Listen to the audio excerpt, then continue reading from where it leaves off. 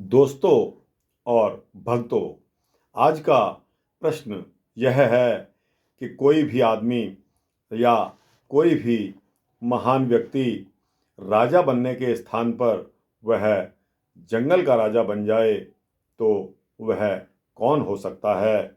दोस्तों, इस वृतांत को लेकर हाजिर हुआ हूँ और आपके समक्ष अपने विचार साझा कर रहा हूँ। दोस्तों, आप सभी को मालूम है कि महारानी कैकेयी अपने 2 वरदानों में जो महाराजा दशरथ से उन्होंने मांग की, वह वरदान क्या थे।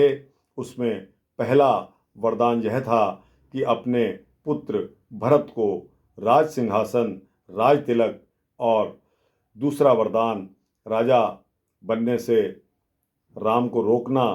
उसके तहत राम को 14 वर्ष का वनवास।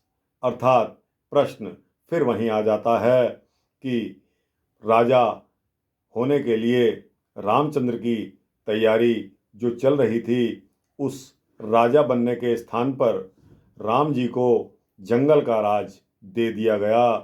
तो यह वृतांत आपके समक्ष रखता हूँ।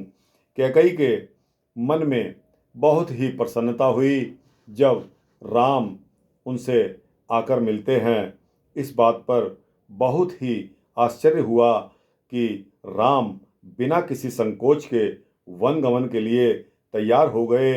माताश्री तथा पिताश्री के चरण स्पर्श करके वे उनके कक्ष से बाहर आ गए। लक्ष्मण जो बाहर ही राम जी की प्रतीक्षा में खड़े थे, वह यह सब देखकर राम जी के साथ चल पड़े। राम शीघ्रता से माँ कौशल्या के महल में पहुँचे तथा चरणों में प्रणाम करके निवेदन किया कि हे माता, पिता के हुक्म के अनुसार, आदेश के अनुसार मुझे जंगल का राज्य दे दिया गया है। मुझे आशीर्वाद दीजिए जिससे कि मैं इस नवीन राज्य की शत्रुओं से रक्षा कर सकूं। प्रभु राम के हृदय में कैसा आनंदपूर्ण वैराग्य भाव है, कितना ऊंचा चरित्र है कि उनका कि राज्य लक्ष्मी से कोई मोह तक नहीं है। इसी त्याग भावना तथा निर्मल चरित्र के कारण राम आज भी हर भारतीय के हृदय स्थल में विद्यमान है। हम सबको भी राम से इस बात की प्रेरणा लेनी चाहिए कि हमें खुशी खुशी माता पिता की आज्ञा माननी चाहिए। सीता तथा लक्ष्मण भी राम के साथ वन जाने को तैयार हो गए। तीनों राजा दशरथ से आज्ञा लेने कोप भवन में जा पहुँचे। राजा भूमि पर मूर्छित पड़े थे, वे आभाहीन हो गए थे।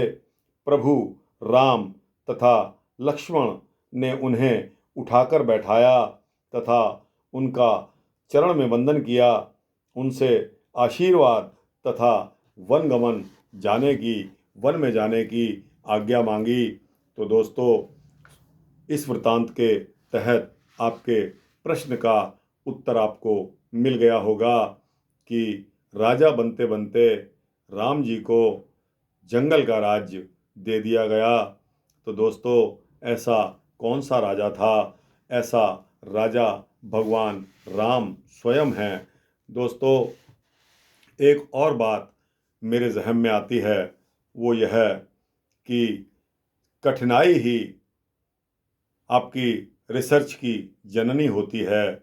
दोस्तों, जो भी आदमी, जो भी व्यक्ति जिसका व्यक्तित्व कठिनाइयों में बीतता है, वह self made man, self made इंसान बन जाता है। उसको हर कार्य करने में दक्षता हासिल हो जाती है, वह इंसान दक्ष कहलाता है। तो दोस्तों, कभी भी कार्य करने में, किसी भी इल्म की प्राप्ति में, किसी भी नॉलेज को, किसी भी ज्ञान को ग्रहण करने में कोई संकोच नहीं करना चाहिए। आजकल जो प्रवृत्ति हमारी नई पीढ़ी के में देखी जा रही है, वह मोबाइल के प्रति और व्हीकल यानी कि गाड़ी, स्कूटर, कार के प्रति मैं कुछ ज़्यादा देख रहा हूँ। इतनी भीड़ भाड़ के चलते सड़कों पर जाम लगे हुए हैं।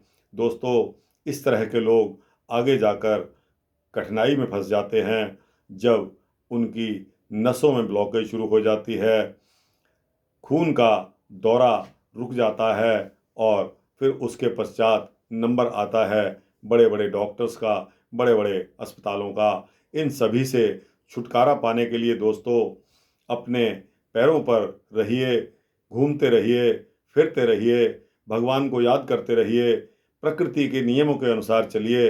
आपका परोपकार होगा, आप स्वयं निरोग हो जाएंगे, आपको सद्बुद्धि प्राप्त होगी।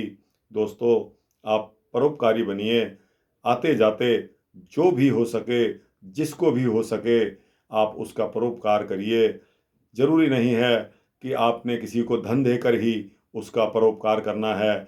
आपकी सलाह भी आपका परोपकार कर सकती है, अगर वह सलाह नेक है। तो दोस्तों, वृतांत छोटा ही था, अच्छा लगा हो तो इसको लाइक और शेयर करके अपने जैसे बुद्धिजीवियों को अवश्य भेजना। आपका परोपकार होगा। इसी तरह के वृतांत सुनने के लिए चैनल को सब्सक्राइब कर देंगे तो आपको इसी तरह के भक्ति के वृतांत मिलते रहेंगे। दोस्तों, जय श्री राम, जय राजा दशरथ।